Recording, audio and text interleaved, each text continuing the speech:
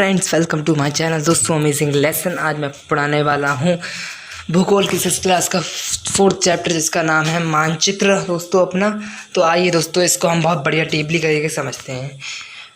तो हमारा चैप्टर का नेम कौन था दोस्तों? मानचित्र। क्या नाम है दोस्तों? मानचित्र। ठीक है, अब दोस्तों इसकी हम चीज़ें पढ़ते हैं। चलिए पढ़ना शुरू। तो अब पिछली कक्षा में दोस्तों मैंने 3 वीडियो अपलोड कर दी थी। एक ग्लोब के महत्व के बारे में बताया कि ग्लोब मतलब कैसा होता है, देशांतर रेखाएं, पृथ्वी की गतियों के बारे में पढ़ा था, घूर्णन गति, परिक्रमा गति। ठीक है, इन चीज़ों के बारे में पढ़ा था। चूँकि ग्लोब में अध्ययन की कुछ सीमाएं होती हैं दोस्तों। जैसे ग्लोब होता है दोस्तों, उसमें अध्ययन की कुछ सीमाएं होती हैं, मतलब पूरी तरीके से हम इसको नहीं समझ सकते। ठीक है, मतलब पूरी तरीके से। जैसे ग्लोब है दोस्तों, ये ग्लोब, इस ग्लोब में दोस्तों आप देश और महाद्वीपों के बारे में समझ सकते हैं, लेकिन छोटे छोटे गांव, छोटी छोटी चीज़ों और को पता लगाने के लिए आप किसका प्रयोग करते हैं? एब्सोल्युटली मानचित्र का प्रयोग करते हैं आप। ठीक है, इसलिए जब हम पूरी पृथ्वी का अध्ययन करना चाहते हैं तो हम ग्लोब हमारे लिए काफ़ी उपयोगी साबित होता है। लेकिन जब हम पृथ्वी की केवल एक भाग, जैसे अपने देश, राज्यों,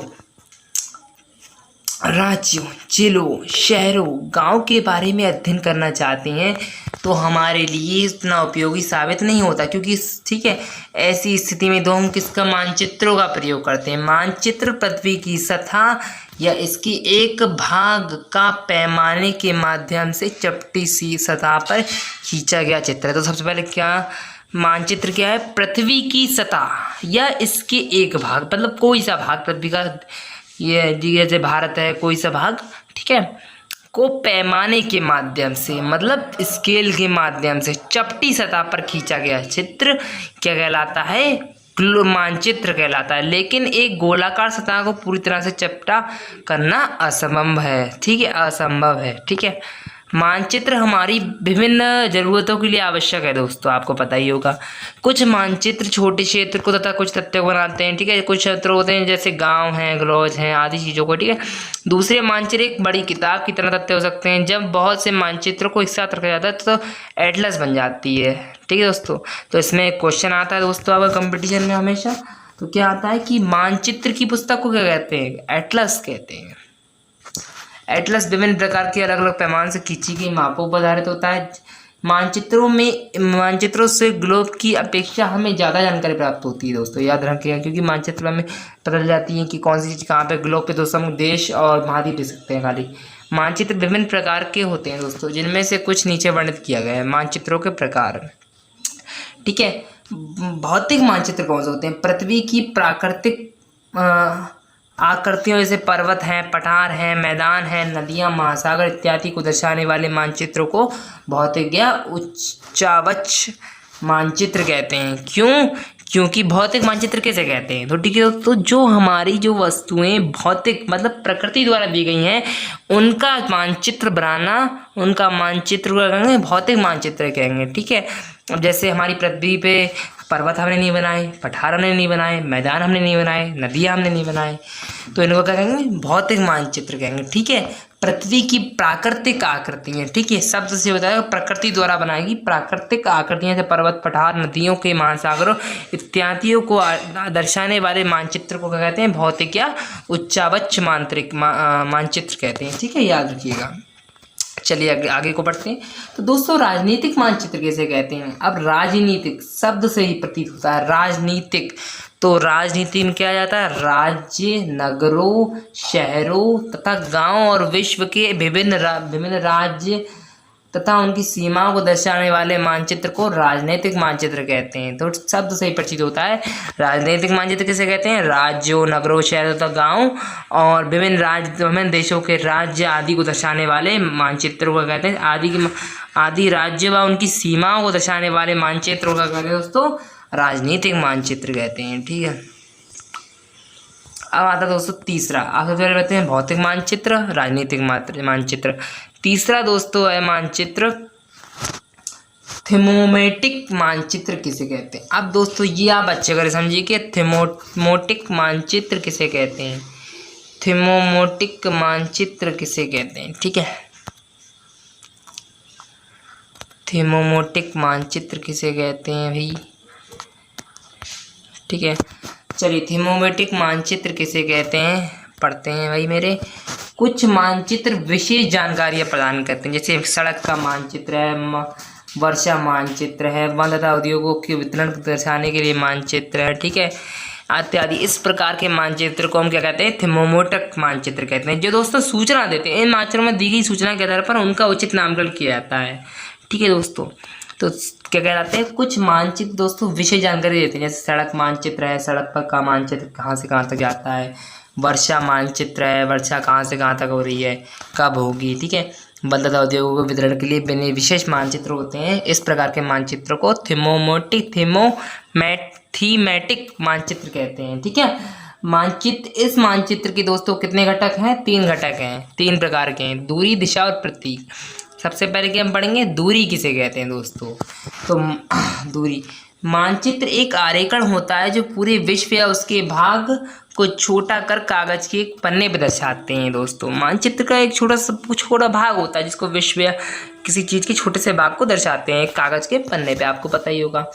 ये कह सकते हैं कि मानचित्र छोटे पैमाने पर खींचे जाते हैं, लेकिन इसे इतनी सावधानी से छोटा किया जा सकता है दोस्तों, लेकिन इसे बहुत इतनी सावधानी, जैसे मतलब मानचित्र दोस्तों कागज बना, आप इसे छोटा करके अपने जेब में भी रख सकते हैं, तो इसे छोटा कर सकते हैं ताकि स्थानों के बीच की दूरी की वास्तविक रहे दोस्तों।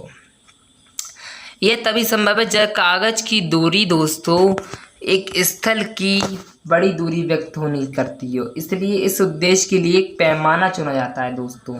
पैमाना स्थल पर वास्तविक दूरी तथा मानचित्र पर दिखाई गई दूरी के बीच का अनुपात होता है।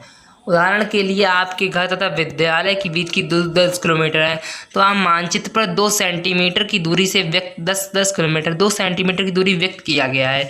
इसका अभिप्राय है कि मानचित्र का 1 सेंटीमीटर स्थल का 5 सेंटीमीटर दर्शाता है दोस्तों, ठीक है।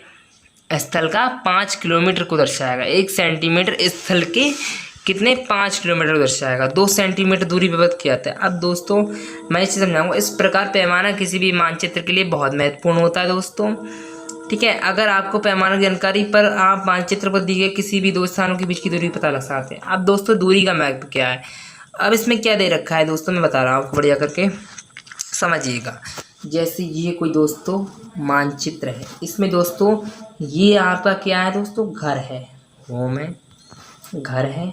ये है दोस्तों आपका स्कूल, ठीक है। स्कूल, इसको घर मान लीजिए, इसको स्कूल, और घर और स्कूल के बीच की दूरी कितनी है, 10 किलोमीटर। हमें मानचित्र द्वारा कौन सा पैमाना बना रहे हैं हम, 2 सेंटीमीटर का, 2 सेंटीमीटर दूरी मान लीजिए, यहाँ से 2 सेंटीमीटर की दूरी मान लीजिए यहाँ तक, ठीक है। तो आपकी घर से 2 सेंटीमीटर दूरी क्या है, इसका अभिप्राय है कि मानचित्र का दोस्तों 1 सेंटीमीटर स्थल, मानचित्र का 1 सेंटीमीटर स्थल क्या हो जाएगा दोस्तों, क्या होगा, 5 किलोमीटर को दर्शाएगा, याद रखिएगा 5 किलोमीटर को दर्शाएगा, ठीक है। तो 2 से 5 205 को भाग करेंगे कितना आ जाएगा, 10 किलोमीटर को दर्शाएगा, 5 किलोमीटर को दर्शाएगा। तो 2 पंजे होते हैं 10, ठीक है, 5 किलोमीटर दर्शाएगा। समझ गए होंगे, आशा करता हूँ आप ये बात। जब बड़े क्षेत्रफल बाकी जैसे महाद्वीपों, देशों को कागजों पर दिखाना, तो हम छोटे छोटे पैमाने का उपयोग करते हैं। उदाहरण के मानचित्र पर 5 सेंटीमीटर स्थल के 500 मीटर को दर्शाते हैं दोस्तों। तो कितना हो जाएगा टोटल, गुणा कर दीजिए आपस में, 2500 किलोमीटर, ठीक है। तो छोटे वाला पैमाना वाला मानचित्र कहते हैं, ठीक है। अब एक दोस्तों आती है, आप छोटे पैमाने वाला मानचित्र कैसे कहते हैं, तो जब बड़े क्षेत्रफल वाले भागों जैसे महाद्वीपों, देशों को कागजों पर दिखाना होता है, तब हम लोग उनके छोटे छोटे पैमानों का उपयोग करते हैं। उदाहरण के लिए मानचित्र पर 5 सेंटीमीटर स्थल के 500 मीटर को दर्शाता है, ठीक है। इसके छोटे छोटे इसको छोटे पैमाने वाला क्या कहते हैं, मानचित्र कहते हैं, ठीक है। जब एक छोटे क्षेत्रफल वाले भाग में आपके गांव या शहर को कागज पर दिखाना हो, तो आप बड़े पैमाने का उपयोग करते हैं दोस्तों, याद रखिएगा, ठीक है। तब हम बड़े पैमाने का उपयोग करते हैं, जैसे स्थल पर 500 मीटर की दूरी पर और मानचित्र पर 5 सेंटीमीटर से दर्शाया जाता है। तो कितना हो जाएगा, 100 हो जाएगा टोटल। 5 सेंटीमीटर दर्शाया गया 500 मीटर की दूरी को, तो 1 सेंटीमीटर क्या जाएगा, 5 से भाग कर दो 500 को, तो कितना जाएगा, 100 मीटर की दूरी पर, ठीक है। तो 1 सेंटीमीटर कितना हो जाएगा, 100 मीटर की दूरी पर, ठीक है। चलिए, बड़े पैमाने वाले मानचित्र छोटे पैमाने वाले मानचित्र की अपेक्षा अधिक जानकारी देते हैं, क्योंकि छोटे मानचित्र दोस्तों मतलब पूरी जानकारी मिल जाती है, बड़े मानचित्र में पूरी जानकारी नहीं मिल पाती है। चलिए दोस्तों, ये एक चीज़ होगी दोस्तों।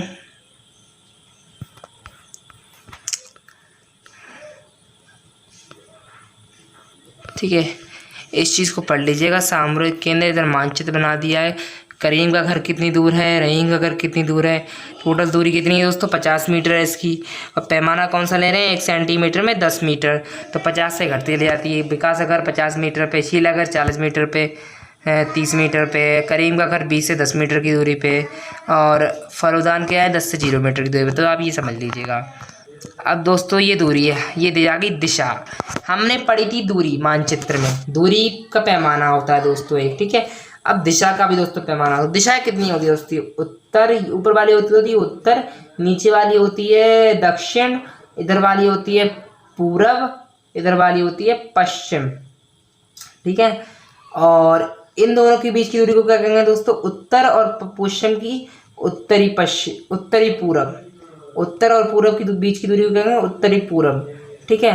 पूरब और दक्षिण की दूरी की दूरी क्या कहेंगे दोस्तों, दक्षिणी पूरब और दक्षिणी पूरब, ठीक है। दक्षिण और पश्चिम की दूरी को क्या कहेंगे दोस्तों, दक्षिणी पश्चिम। पश्चिम और उत्तर की दूरी को क्या कहेंगे, उत्तरी पश्चिम, ठीक है। ये नाम हो जाते हैं इनके, ठीक है, इनके बीच की दूरी को। अधिकतर मानचित्रों में ऊपर दाहिनी ओर तीर का निशान बना होता है, जिसके ऊपर अक्षर लू लिखा होता है। मैंने बताया था आपको, तीर वाले निशान का उत्तर दिशा को दर्शाता है, जब उसे उत्तर रेखा कहा जाता है दोस्तों। उत्तर दिशा वाले को उत्तर रेखा कहा जाता है, ठीक है। जब आप उत्तर के बारे में जानते हैं तो दूसरी दिशा जैसे पूरब पश्चिम दक्षिण, में बताया था, उत्तर ऊपर की तरफ, दक्षिण नीचे की तरफ, इधर सीधे हाथ की तरफ क्या होगा पूरब अपना, इधर हाथ की तरफ क्या होगा पश्चिम अपना, ठीक है। इनके बीच की दूरियां उत्तरी पश्चिम उत्तर दक्षिण कहलाती हैं, ठीक है, याद रखिएगा। दोनों का आप कर सकते हैं, ठीक है। तो कहाँ तक पहुँचे दोस्तों हम, उत्तर रेखा। जब आप उत्तर के बारे में जानते हैं तब आप दूसरी दिशाओं तथा जैसे पूर्व पश्चिम तथा दक्षिण के बारे में पता लगा सकते हैं। वे 4 मुख्य दिशाएं उत्तर दक्षिण पूर्व पश्चिम को सिखाया जाता है, वे प्रधान दिग्बंधु कहे जाते हैं। जो उत्तर दक्षिण पूर्व पश्चिम है वो क्या कहते हैं, प्रधान दिग्बंधु कहे जाते हैं, दिग्बंधु कहलाते हैं, ठीक है। तो क्या पूछ जाए कि प्रधान दिग्बंधु किसे कहते हैं, तो 4 मुख्य दिशाएं होती हैं, तो उत्तर दक्षिण पश्चिम को प्रधान दिग्बंधु कहलाते हैं। बीच की 4 दिशाएं दोस्तों यही मैंने बताया था, उत्तरी, उत्तर और दक्षिण के बीच उत्तरी दक्षिण, पूर्व पश्चिम के बीच पूर्वी पश्चिम, दक्षिण और पश्चिम के बीच पूर्वी दक्षिण, ठीक है, पश्चिमी दक्षिण, और उत्तर और दक्षिण और पूरब और उत्तर के बीच उत्तरी पूरब, पूरब और पश्चिम के बीच उत्तरी पश्चिम, ठीक है। ये दिशाएं होती हैं 4, ठीक है। टोटल दिशाएं कितनी होती है, 8, ठीक है। अब दोस्तों एक चीज़ बता रहा हूँ मैं आपको, निम्न के विकास के घर से सामुदायिक देशी के लिए। अब दोस्तों हाँ, ये इम्पोर्टेंट चीज़ आई दोस्तों, हम दिक्सूचक की सहायता से किसी स्थान की दिशा का दोस्तों पता लगा सकते हैं। यह एक यंत्र होता है, क्या, दिक्सूचक, जिसकी सहायता से मुख्य दिशाओं का पता लग जाता है। इसकी चुंबक की सुई की दिशा हमेशा उत्तर दक्षिण में होती है। अब जो दोस्तों दिक्सूचक होता है, इसकी जो सुई होती है दोस्तों वो किसके बीच चलती है, सदैव उत्तर और दक्षिण के बीच चलती है इसकी सुई, ठीक है। सदैव उत्तर और दक्षिण के बीच चलती है इसकी दूरी, उत्तर दक्षिण में स्थित होती है, उत्तर दक्षिण में, ठीक है। यह किसी भी मानचित्र का दोस्तों प्रतीक क्या होता है दोस्तों,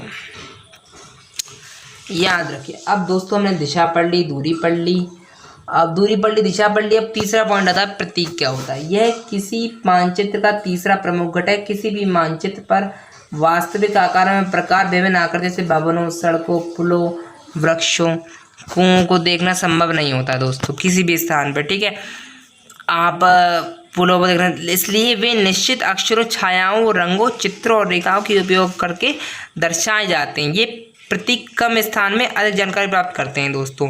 इन प्रतीकों के इस्तेमाल के द्वारा मानचित्र को आसानी से खींचा जा सकता है और उनका अध्ययन करना बहुत आसान होता है। तो दोस्तों एक चीज़ है आपकी, अब दोस्तों आपको रेलवे लाइन मानचित्र दिखानी है, तो आप रेलवे लाइन लगा बनाओगे नहीं, अरे इसका चिन्ह बनाओगे। रेलवे लाइन का क्या चिन्ह होगा, ये, ठीक है, रेलवे लाइन का अलग चिन्ह होगा। अब आपको सड़कें लगानी है, पक्की कच्ची, तो पक्की ये, कच्ची ये हो जाएगी, ठीक है।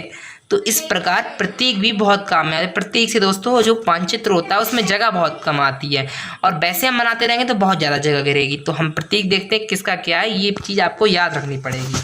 तो रेलवे लाइन, बड़ी लाइन, रेलवे लाइन में बड़ी लाइन, मीटर लाइन और रेलवे स्टेशन।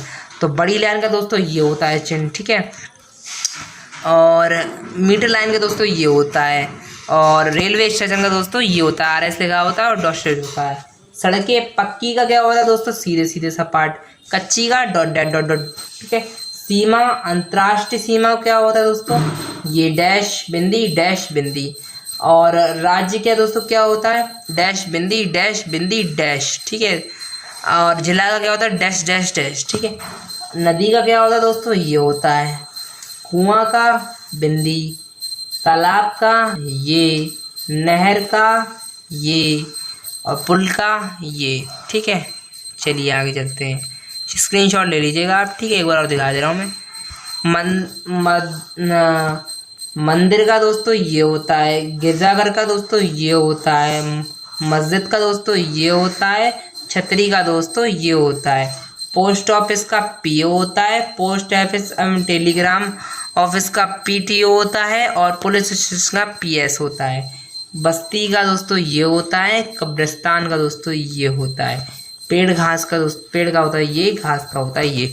तो ये दोस्तों प्रतीक हैं, ये आपको ध्यान में पढ़ने पड़ेंगे, ठीक है। के द्वारा मानचित्र की एक विश्वव्यापी भाषा होती है, यह जिसे सभी आसानी समझ सकते हैं। इन प्रतीकों के उपयोग से संबंधित अंतर्राष्ट्रीय सहमति, यह रूढ़ कहलाते हैं दोस्तों, ठीक है। अब दोस्तों आपके लिए एक चीज़, मतलब ये चीज़ आपको याद रखनी पड़ेगी, कौन सी चीज़ क्या कहलाती है। अब ये दोस्तों आ गए आपके पेड़ पौधे, ये हो गई आपकी क्या हो गया, मंदिर हो गया।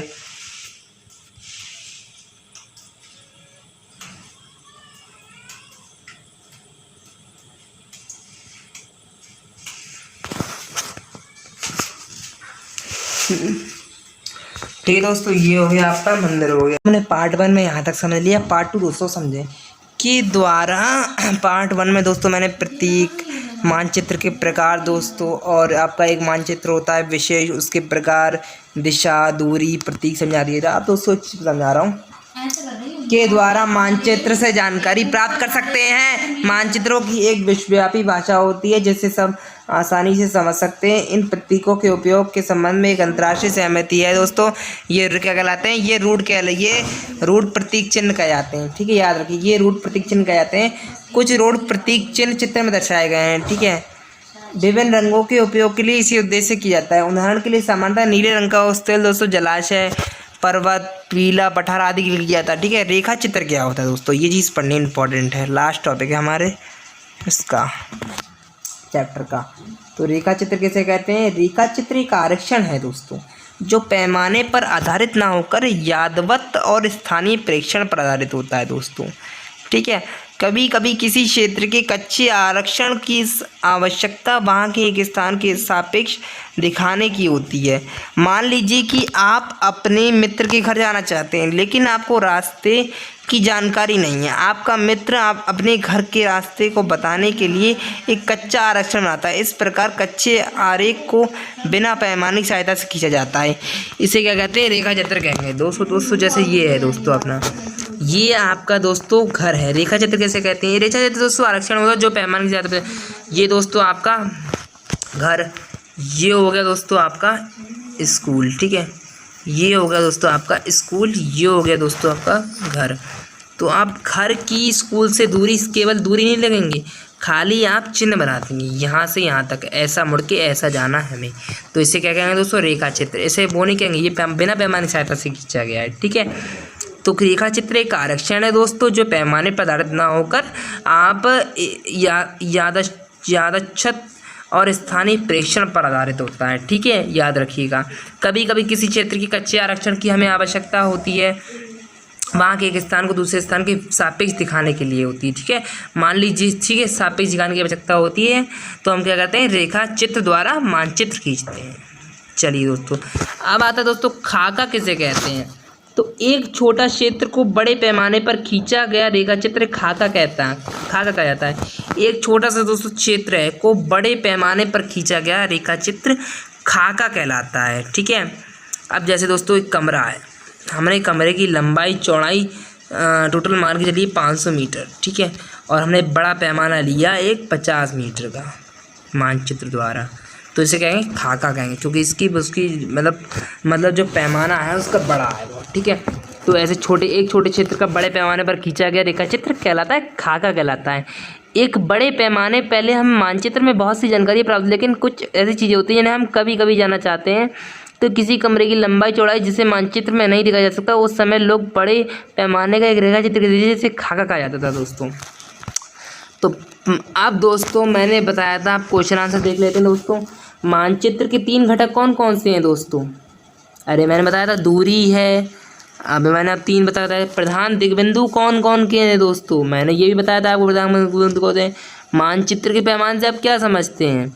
ये भी पैमाने क्या, क्योंकि पैमाने की सहायता से दोस्तों क्या होता है, मानचित्र में दिशा का ज्ञान होता है, दूरी का ज्ञान होता है, ठीक है, एक सही दूरी आ जाती है। ग्लोब की अपेक्षा मानचित्र अधिक सहायक क्यों होते हैं? क्योंकि ग्लोब पे हम देशों उतना अच्छे से नहीं कर सकते जितना हम ग्लोब की सहायता से कर सकते हैं, ठीक है। मानचित्र और खाका के बीच अंतर बताइए। खाका क्या होता है दोस्तों? बड़ा पैमाने पर होता है, मानचित्र कम पैमाने पे। कौन सा मानचित्र विस्तृत जानकारी दे पाता है? ये भी बात मैंने बताई थी। प्रतीक किस प्रकार मानचित्रों के अध्ययन में सहायक होते हैं दोस्तों? जो प्रतीक होते हैं दोस्तों मानचित्र के अध्ययन में सहायक इसलिए होते हैं कि प्रतीक में बहुत कम जगह में मानचित्र में बहुत कम जगह लेते हैं प्रतीक चिन्ह। यदि हम वैसे बनाते रहेंगे मतलब बिना प्रतीक के तो बहुत ज़्यादा जगह जाएगी, इसलिए प्रतीक सहायक होते हैं, ठीक है। वृक्षों को दिखने वाले कौन से कहलाते हैं दोस्तों? वितरण को दिखाने वाले थीमोटिक मानचित्र कहलाते हैं, मैंने बताया था, ठीक है। नीले रंग का इस्तेमाल किस दिखाने में किया जाता है? पर्वत, जलाशय, मैदानों। पर्वत जलाशय में किया जाता है, ठीक है, जलाशय में किया जाता है। दिक् सूचक का उपयोग कहाँ के लिए जाता है दोस्तों? दिक् सूचक का प्रयोग कहाँ करने के लिए जाता है? प्रतीकों के लिए, ठीक है। पैमाना आवश्यक है दोस्तों, पैमाना काय के लिए आवश्यक है? मानचित्रों के लिए आवश्यक है, ना प्रतीकों के लिए, ना रेखा चित्र के लिए। तो ठीक है, तो मैंने पढ़ा दिया आपके लिए। चलिए मैं क्वेश्चन आंसर की एक नई वीडियो बनाऊंगा दोबारा से, तो अब इसको समझ लीजिएगा। बाकी मैंने आपको बता दीजिए प्रधान दिग्बिंदु पढ़ाए हैं, सब चीज़ पढ़ाई है। क्वेश्चन आंसर की दोस्तों मैं एक वीडियो और बना दूंगा, तो ठीक है। वेलकम टू चैनल दोस्तों, अमेजिंग लेसन।